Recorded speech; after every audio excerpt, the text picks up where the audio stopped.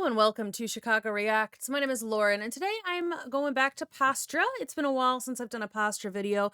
This is the wasted potential of Batman's greatest villain. Now, I already know that Pastra really likes Scarecrow as as his favorite Batman villain slash character. Either way, I'm curious to see how he's gonna tell me about how much Batman's greatest villain has been wasted potentially. I will say a lot of the times, it feels like a lot of the times popular characters from media, their potential is wasted.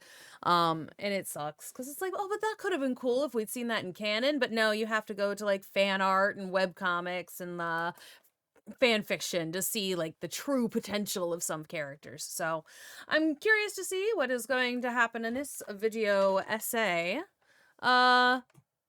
And let's go. Let's not waste any more time. This is a long one, so let's go. Batman is my favorite piece of media ever made. I may be a horror-oriented channel, and the genre may dominate the vast majority of my taste, but I've always had a special place in my heart for the Batman franchise that no other media has ever matched. Something about the way that the Batman universe is able to perfectly tie together a dark, grungy world with that of the over-the-top campiness that is superhero comics has always led me back to it. And no other character exemplifies my love for Batman quite like Jonathan Crane, or as he's better known, the Scarecrow. For as long as I can remember, the Scarecrow has always been my absolute favorite character from any work of fiction. Okay, his favorite character from anything. But I say it wholeheartedly. From the moment I saw him as a young child playing Lego Batman on the Nintendo Wii, I had been obsessed with him. And this obsession, over the years, has led to me consuming basically any and every piece of Batman media which has featured the character. I've played all the games he's been used in, I've read what feels like hundreds of his comics, and I've seen every show he's been featured in, regardless of its quality. But what's when that I'm one? A good little doggy, they give me my treats. It feels like if there's what was that? Batman media with what was that from? Was that from like the show Gotham or something? The Scarecrow in it? Chances are I've at least heard of it. All this to say, over my years of obsessing over this character, I've noticed a massive glaring issue with him. One which I feel does plague other members of Batman's Rogues Gallery, but not to the extent that it does with the Scarecrow. Okay. He is horribly inconsistent. All too often do I see the character of Jonathan Crane be horribly misrepresented in and out of the comics, with even some of the most iconic depictions of him being ones that, to me, poorly depict what the character is all about. When the Scarecrow is done right, he has the potential to be one of, if not the greatest Batman villain, who tests not only Batman's fear, but what makes him a hero in the first place. But more often than not, he isn't depicted this way. And I feel it's for a very specific reason. It's because the character's greatest strengths are also his greatest faults from a writing perspective. Allow me to explain. Okay. The Scarecrow is a character who is defined by fear. Fear is what makes up every aspect of his person. Every action he makes, every scheme he plans, every tool he uses. They're all in the name of either granting him a better understanding of fear's crippling power, or allowing him to use it on others, oftentimes both. And it's this concept that makes the character so interesting to me. When you have a villain whose entire character is built off the idea of both understanding and wielding the power of fear, not only do you have a character that you can creatively build off of with their many schemes and weapons to play into that theme, but you also get one who can push the hero to their absolute limit, testing their will and ability to face down what they fear the most. And no other concept proves this point better than Scarecrow's most iconic weapon, the Fear Toxin. The Fear Toxin may be one of my favorite powers any character in fiction has ever wielded. It's such a simple concept, yet such a creative one that holds so much potential, both from a visual and writing. And it is cool too, because the fear toxin, like, it affects everybody different, right? It's like, because everyone's afraid of different things. Everyone sees different things on the fear toxin. Like, it just kickstarts And even if like all it does is just get your like adrenaline pumping and gets your like just stimulates those things in your brain without actually seeing hallucinations, that can still cause you to make some seriously bad decisions. Like people have made historically bad decisions because of fear. That is interesting. Perspective. By having a weapon which can show any character their greatest fears, you open up the doorways for so many interesting visuals, and more importantly, interesting ways to test your heroes. It's an all-purpose tool which can force your hero to face down their greatest fears, creating an interesting storyline about them overcoming those fears in the face of a villain who plans to use them as a weapon. It's such a versatile concept for creating interesting storylines that it's no wonder that it became Scarecrow's most iconic power. But that is... I honestly don't even think of him as having anything else. Just like, he talks about his iconic power. I'm like, what else can he do? He's just a dude that makes a scary gas. Also why I feel that it's easily his greatest fault as a character. You see, when you have a character who's able to test your hero like this, one who can cause a conflict by merely spraying them with his fear toxin, that ends up being the only reason people want to use the character. When many writers sit down to create a Scarecrow story, they don't do so to write an interesting story about the Scarecrow. They do it to create one that explores Batman and his traumas. Scarecrow is secondary to his own weapon, merely being a vessel meant to deliver it to the hero and then essentially operate in the background of any given story he's a part of. The Scarecrow is a plot device. And of course, with this said, you can probably imagine why this leads to the major problem I have with how he's written. Scarecrow can be a very interesting villain, one with unique goals and plans, but none of... Is he going to tell us any of these actual things? Like, I want to see these stories wherein he was actually doing something fascinating. You know, I want to see ones where he does something that's interesting like that. Because now I'm invested. That can be properly shown if the writers behind him don't want to write a story about him, but rather only ever use him to push a Batman-centered narrative. And this problem isn't one that is just restricted to the comics. It's absolutely everywhere in all pieces of Batman media.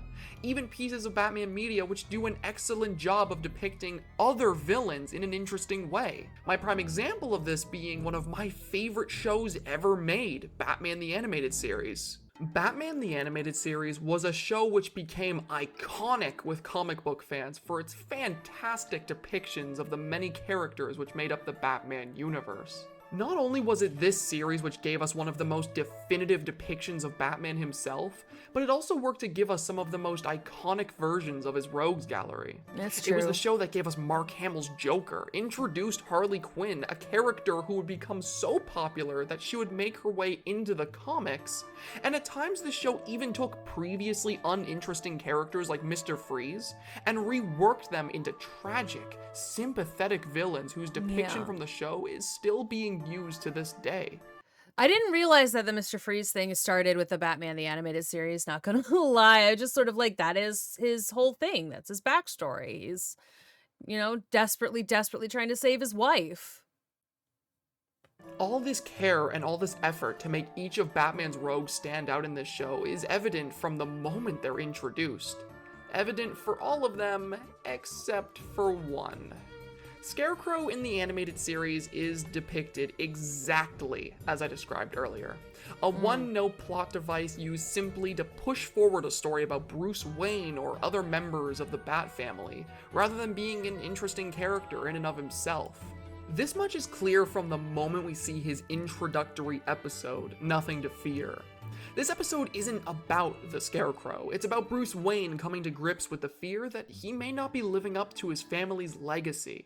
From the moment this episode opens, this theme is put in place, and as it plays out, it becomes very clear that Scarecrow is only here to create a climax where this fear is tested in grandiose fashion. Sure, we do get to see his backstory in this episode, and there are a couple moments with him, but his backstory here just boils down to another revenge-oriented plot like many of the other show's villains. And it's done considerably worse as well. There's nothing sympathetic about this character. It is always annoying to me when like someone becomes a villain because they feel slighted by their boss or something. And maybe that's just because of the MCU and how unpopular opinion maybe, but Tony Stark created like so many of the villains in that universe just by being dismissive. Like, and then suddenly, that's how we get like uh Eldritch Killian, and that's how we got the Mysterio, and it's like, I don't know, he's just like, he keeps, I just feel like that gets used a lot. It's like, well, my genius was not appreciated by people, so therefore I'm going to become a murderer. Like, what? So I guess it would be more interesting to see a backstory from the Scarecrow that isn't just, well, someone didn't like my idea once, so I'm going to kill him and become a serial killer. Like, which isn't inherently a bad thing. But when his entire goal revolves around revenge for something he was in the wrong for, it doesn't exactly make him very compelling. This episode depicted him as a very one-note, bland villain who didn't really have anything to help him stand out aside from the fear toxin he used on Batman to create what was admittedly some fantastic visuals and storytelling. This episode isn't bad by any means. In fact, I still quite enjoy it. It's just clear that Scarecrow wasn't the focus when it was written, which I find extremely disappointing. And this problem follows poor Jonathan Crane throughout every single one of his episodes, which would come after. His second episode, Fear of Victory, is one that is a very fun watch for the natural campiness of it, but once again we see Scarecrow sidelined and upstaged by the other characters in it. This episode was the debut of Robin, who the story centers around as he tries to come to grips with the fact that the fear toxin Scarecrow used on him has effectively made him useless. Scarecrow himself doesn't even appear until the latter half of the episode, where he appears very sparsely until eventually he's apprehended at the end. This episode is a lot more fun than his original appearance, but still suffers all the flaws that original appearance had. This episode wasn't really written with Scarecrow as its focus. He was a background threat which was used to give the fear toxin to Robin, and then essentially vanish until the very end. His final episode, Dreams in Darkness, while being what I view as his best episode in the show, still suffers from the same problems as the other two. This episode is all about Batman's struggle to escape Arkham Asylum after being taken there by a group of doctors who mistook the fear toxin running through his system for Batman losing his sanity. They left him with his hat on, though, so that's nice of them. They didn't unmask him, even though they thought he was insane. The urgency and the conflict come from his need to escape in time to stop the Scarecrow from releasing his fear toxin into the entirety of Gotham City. The reason I think this is Scarecrow's best episode in the show is because while he may still be used as a plot device, he creates an interesting conflict with high enough stakes that there's a sense of urgency. He's a looming threat over the episode, a countdown which is constantly ticking down and needs to be stopped as quickly as possible. This, of course, isn't without its issues either, though. This threat is all the Scarecrow is. He doesn't even appear very often, only really being there for a couple short scenes and a chase sequence at the end. Because, like, I feel like at the very least in the Nolan movie, in the Batman Begins, you kind of got a little bit more of an understanding about why he was doing some of the stuff. It wasn't just I mean, from what I remember of that movie, it was like he was interested in the effects of fear on patients and like started with that and then kind of decided that it would be more interesting to see the effects of fear on non-mental patients as well, to like release it into like the whole Narrows area, so like you could kind of see the progression of it. Again, it's been a long time since I've seen that movie, but I feel like there was at least some kind of attempt to understand the person in that movie a little bit. It sounds like more than in this, but I don't know. Maybe he'll bring that movie up eventually and I'll be totally wrong. The looming threat of his plan is all that he really is here. These 3 episodes all perfectly showcase the problem I have with Scarecrow and how he's depicted. They all give us fun stories with interesting premises, but never with him as the focus.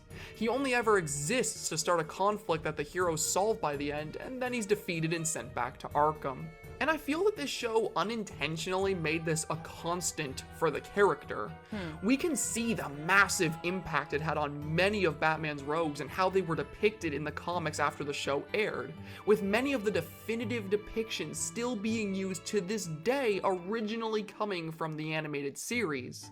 And I feel like this created a precedent where many writers would see this depiction of the Scarecrow and view it as how the character should always be written. But truth be told, it isn't. Despite what all this would make you think, the Scarecrow is a character who can be written amazingly. Give me He examples. can be a 3-dimensional villain, one with interesting goals and actions who poses a genuine threat to Batman without needing to be stripped of all his depth in favor of his powers. And I have an example of just this kind of story. But first, I feel like I should discuss what I feel makes a good Scarecrow story, just to give you an idea of what kind of criteria fine. I would be looking for in a depiction I'll take the of Jonathan criteria. Crane. Firstly, and most importantly, the Scarecrow is not his fear toxin. The fear toxin is an amazing power which can push forward a narrative in many different interesting ways. But it isn't the only thing the character has to offer. It should be a weapon he uses to forward whatever other plans he has in mind. Something used to hinder the heroes, but not act as the entire conflict of the story. Okay. The Scarecrow is an makes intelligent sense. villain who knows what makes people tick. He has an excellent understanding of the human psyche and shouldn't need to rely entirely on his toxin to make people afraid. That would be like writing a Joker story where the entirety of the plot revolved around his laughing gas and trying to stop its effects. The laughing gas is a fun weapon that is always used to push forward whatever else the Joker has going on, but it's never the main focus of his stories. I feel like this logic absolutely should apply to the Scarecrow too. I feel like it's similar with like Poison Ivy, right? Like she's got lots of gases and toxins that she can use to like make people do stuff, but that's not necessarily, it's not her the only tool in her box, you know? Like that was a weird phrasing, but like she can do other things and she does other things and she's got other motivations besides just I'm going to unleash this cuddle pollen or this mind control pollen or whatever. Secondly, give the Scarecrow an interesting motive or goal. I feel like this one goes without saying, but oftentimes the Scarecrow is given very one-dimensional and boring goals purely because they aren't the focus of most of his stories. But I find that his absolute best stories are made when his goals and motives are what push the entire plot. This is a character who is obsessed with fear to the point that it motivates his every action. There's so much potential there for what you could do. You could do something more simplistic, like having his plans revolve around gaining a new understanding of fear through some kind of horrific experiments.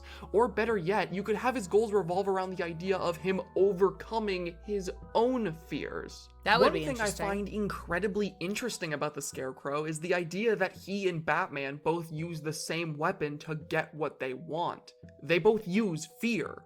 Batman uses it to intimidate his foes, to make them stop doing crime out of fear that he will come back for them. And Scarecrow uses it for his own selfish purposes, to learn from it, to overcome it, to wield it. One idea I've always loved in many of his better depictions is that the Scarecrow recognizes this in Batman and is terrified of him. What Oh, that's drives him to face interesting. the Dark Knight is his innate fear of him. He doesn't fight Batman because he gets in the way of his plans. He fights him because he wants to understand him. He wants Oh, and to like defeat his own fear. That is cool. Like I feel like there's Batman has said more than once that's like, you know, bats are scary, so I'm gonna be a bat. You know, it's like you take your own fear and you turn it into a weapon. So it seems like that's kind of what you could do with Scarecrow. They don't do it very often though. Interesting. wants to learn from him, overcome him, make Batman fear him. Because once Scarecrow's greatest fear has been conquered, he will have mastered fear itself. These are just some examples of what can be done with the Interesting. character to give him an excellent motivation, which adds some proper dimension to him rather than having him be driven by revenge or petty crime. He's far more than that and shouldn't be delegated to the role of a thug with a horror gimmick. And speaking of that perfectly segues us into my final piece of criteria. Allow the Scarecrow to win. Ooh. Allow me to explain this one. I'm not necessarily saying that the Scarecrow shouldn't be defeated at the end of the story, but rather I'd like it if he had some kind of lasting impact. I feel that many of the most iconic storylines in Batman That would be history good. are ones where the villain is defeated at the end, yes, but they have some kind of impact which permanently affects the characters involved. Yeah, give him the final word. You know, it's like I may have lost this time, Batman, but guess, but you still lost everything. That could be interesting. Take, for example, one of the greatest comics ever made, The Killing Joke. In this story, we see the Joker try to prove to Batman and the rest of the world that all it takes to become as crazy as he is One bad day. bad day. We see him try to prove this by tormenting Commissioner Gordon. He tortures him both physically and mentally. He humiliates him. And in the height of this torment, we see him do the unthinkable when he permanently cripples Barbara Gordon, also known as Batgirl. Sure, at the end of the story, the Joker is stopped, and sure, Commissioner Gordon ends up being saved, but his actions had a lasting impact even after his defeat. Commissioner Gordon wasn't driven mad, but the events left long-lasting trauma. Barbara Gordon will never be able to be Batgirl ever again, and depending on how you view the ending of the story, Batman was forced to break his no-killing rule for the first time in his entire life. The day was won, but at a horrible price. This is the I definitely always interpreted the end of that book as Batman kills the Joker. I definitely always interpreted it that way. kind of story I feel the Scarecrow needs. Sure, he can be defeated and sent back to Arkham, but just like in The Killing Joke, there should be some kind of lasting damage that he causes. It shouldn't be a completely happy ending, and there's so many ways that this can be handled. With a villain so oriented around the idea of fear, it feels all too easy for there to potentially be some kind of lasting trauma for the heroes after he's defeated. Right? At the very least, we should have some more PTSD dreams or something, Maybe his scheme actually did get to them in the exact way he planned, and even with him behind bars, he sits in the back of the hero's mind. Maybe he committed some kind of horrible crime which caused irreversible damage to those involved. There's many different avenues you can go with this, all of which would make the Scarecrow feel like a far more threatening villain. Because, don't people actually die? I thought people actively died from the fear toxin. I thought, it could give them heart attacks and stuff. I did think that he'd killed folks, which would seem like an irreversible thing that should stick with people, but, maybe because it didn't happen to anybody we know. Because, Joker killed Jason Todd and crippled Barbara Gordon. Slade really messed up Dick Grayson, especially in the Teen Titans run, and that's a thing that had lasting effects. Maybe it is because it just didn't happen to the Bat fam. And I feel like that goes for all three of these criteria I brought up. With all of them in place, the Scarecrow can go from a simple, one-dimensional plot device of a character to a truly intimidating and fascinating villain worth sharing the spotlight with the Dark Knight. And I know this for a fact, because there is a Scarecrow story which masterfully applies all of them. A Scarecrow story so interesting and so thought-provoking. What is it? Inspired the original concept for this video, which I had originally started writing more than 2 years ago. Wow. So, without further ado, I'd love to take the time to talk about my favorite comic book storyline of all Let's go. time, Kings of Fear. Kings of Fear is, to me, one of, if not the best Scarecrow story ever made. It gives us a wonderful look into the minds of both Scarecrow and Batman, telling a compelling narrative about the fears of one's actions and the events they've led to. The comic begins like many other Batman stories, with the Dark Knight putting an end to one of the Joker's schemes and bringing him back to Arkham. As the two arrive, though, something is amiss. Somehow, a large group of his rogues all escape their cells at once, and amidst the chaos of the ensuing battle, Batman learns all too late that the Scarecrow had escaped the building and taken a hostage. He attempts to leave in pursuit of Crane when suddenly he's taken by surprise, being sprayed by the Scarecrow's fear toxin and everything fading to black. And it's after he finally wakes up that we, the reader, realize what Scarecrow's plans are now that he's escaped Arkham. After Batman was knocked out, Scarecrow didn't try to kill him, he didn't put him in some elaborate death trap. No, instead he left him to roam the streets of Gotham to look for the hostage under the toxin's effects, following him, watching his movements, until eventually Batman arrived in the hostage's home to find that he wasn't there. And that's when the Scarecrow makes his second appearance, this time revealing his plan to him. Using his hostage as leverage and taking advantage of Batman's weakened state, the Scarecrow sits Batman down, and the two of them have a therapy session. One where the Scarecrow attempts to prod at Batman's mind, both to learn what makes him tick, but more importantly, to convince him that being Batman has only ever hurt him and the city he works so hard to protect. Oh, that is interesting. Oh, that's wild. And you know what? Batman needs therapy for sure, but a thing like that happening would definitely sour him on it forever. This premise is perfect. It takes advantage of every single one of Scarecrow's strengths to give us a story where both he and Batman shine in the spotlight. It's one where his intelligence and understanding of both fear and the human mind come into play. One where he is thoroughly explored and shown to be a genuinely competent threat. And it's all thanks to this simple yet effective premise. In this story, the Scarecrow isn't threatening because of his use of the fear toxin. He isn't threatening because of some massive, high-stakes plan he's concocted. He's threatening because he exposes Batman to cold, hard fact. He tells him things that he's always felt deep down inside but never wanted to face.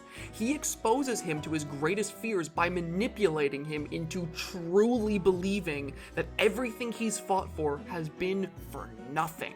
And he does so masterfully. For every point Batman argues, the Scarecrow refutes with 3 points of his own. He mixes together true, hard-hitting facts with lies that he made up to sell his narrative, and it works. As the story goes, Batman falls more and more into the pit that Crane is digging for him, not knowing where the truth ends and his lies begin. And these lies and arguments are even further pushed by the effects of the toxin flowing through his system, one which shows him hallucinations of the city Gotham could be without him. And these hallucinations are terrifying, not because he sees a city in ruin, but because he sees one that flourishes.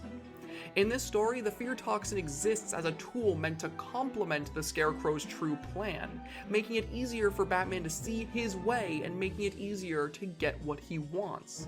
It isn't the true thread of the story, it merely adds onto it. And as the story progresses and we dive deeper and deeper into Batman's mind, eventually we start to get a look into the Scarecrow's as well. Slowly growing to understand why he's doing all this. After the effects of his toxin wear off and Batman comes to his senses, he grabs Crane, lifting him into the air, asking him why he would do this. And his answer is interesting. He wanted to cure Batman in the same way Batman wants to cure all of his villains. He views Batman as a sick patient, one who is just as crazy as every other patient in Arkham. Well, in some respects, yeah. Like, that is one of the things that is interesting about Batman. It's that just, like, he is a little nuts. And, like, isn't that, like, a whole thing? Isn't that why Tim Drake became Robin in the first place? It's because after Jason died, Batman started getting so much worse and, like, going those extra steps and really, really really hurting people that didn't deserve to be hurt as bad as he was hurting them, or even at all, possibly. And so, like, Tim, like, ended up becoming Robin because he's like, you need someone to stop you sometimes. That was like a Doctor Who thing too. Sometimes you need someone to stop you. But, like, honestly, dude, he was the first one to dress up in a weird costume and start doing weird shit. Like, it did kind of start with him. A little bit, a little bit. One who, if cured, will never be a problem for him again. And what's so interesting about this motive is that while I feel it does play a large part in his actions during the story, it isn't the only reason why he did this. I feel the other reason for his plan stems from something mentioned earlier, that being Scarecrow's fear of the Batman. There are several instances in this story where we see cracks in Scarecrow's facade, moments where he thinks he's in danger and shows genuine fear towards Batman as a result. He's only confident in his presence when the fear toxin has him subdued. Otherwise, he's terrified. Makes sense, because he's still just like a little guy, right? Batman is a big guy. Scarecrow's just a little guy. Batman could just, like, punch him really hard in the face and then he would die. Like, yeah, that's scary. Other motivation behind his actions here are from a desire to understand the Batman, to look into his mind and learn from him. He believes that if he can manipulate Batman, make him fear himself, then he will finally be able to conquer the thing he fears most. It's not about killing Batman, it's about overcoming his fear of him by making him afraid. Batman is the only person left in Gotham who scares him, the only other one who uses intimidation to get his way. He is the only other king of fear, and the Scarecrow wants to get into his mind and finally be rid of him, to conquer overthrow him and become him. fear's one true master. And the absolute best part of this comic is that it works, at least partially. Sure, at the end of the story, Scarecrow is defeated and he's locked up in Arkham, but the thing is, the conversation he and Batman had left a lasting impact, made him start questioning why he does what he does, if Gotham really needs him. There are a couple of great moments at the end of the story where we really see him trying to validate himself, convince himself that the Scarecrow was wrong, but deep down he knows at least some part of their conversation was true. It's only after Alfred tells him how much he's done for the city that he really starts to reconsider these insecurities, but they don't vanish completely. Scarecrow may have been defeated, but it was at a cost. Even from behind bars, he now sits at the back of Batman's mind, acting as a voice of insecurity which torments him and makes him question that's whether or good, not he's though. doing what he should be. Even if it's to a lesser extent, Scarecrow got what he wanted, and that to me is the absolute best way this story could have ended. Kings of Fear is everything a Scarecrow story should be. It takes every aspect of his character that I find fascinating and ties it up in a nice bow. It's thought-provoking, the visuals are absolutely beautiful, and it takes its time to properly explore both Batman and Scarecrow as characters. This story is proof that the Scarecrow isn't just some one-note plot device of a villain, but rather a complex character who is capable of testing Batman in ways that no other villain can. And it's stories like this one that truly cement the Scarecrow as being my favorite character from any work of fiction.